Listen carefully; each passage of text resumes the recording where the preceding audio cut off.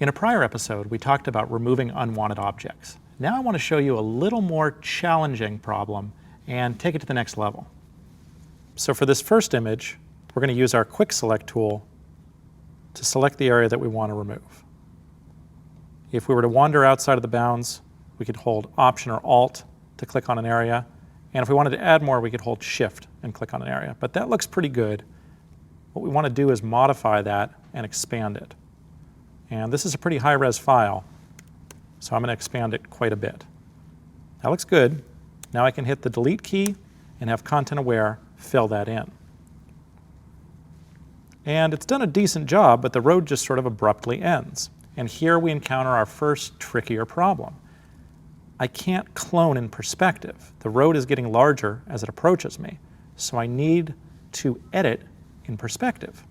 And to do that, we're going to use Photoshop's little magical world called Vanishing Point, which allows us to place a perspective grid.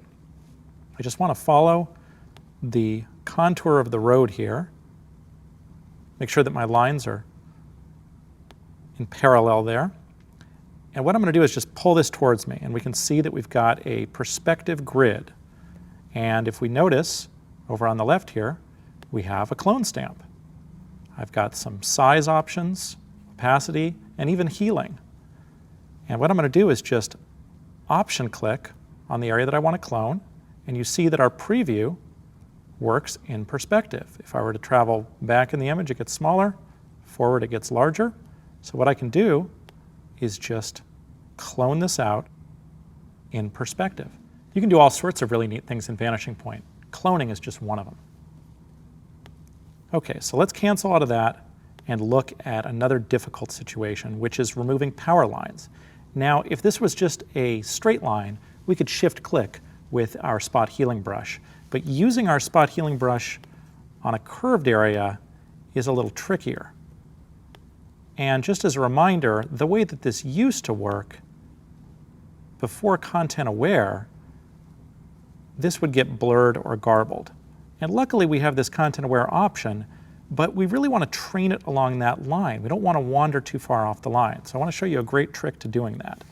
And we're going to use the Path tool. We're going to click at the beginning of the power line, again over on the far right, once more in between, and then holding the Command key, we're going to pull that down to cover the line.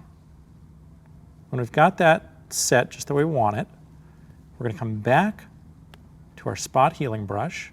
We're going to make sure it's on Content Aware, and we're going to set our brush using Control and Option or Control and Alt to be a pretty small size and a pretty hard brush too. That looks good. Now I'm going to come over to my Path panel, and with that path selected, I'm going to come down here and I'll see that I have an option to stroke the path with my brush. I click on that, and that power line just magically disappears.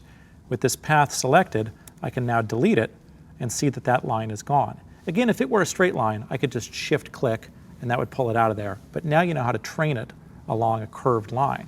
So whether you're cloning in perspective or removing power lines, those are a couple of great additions to your playbook for taking your retouching to the next level.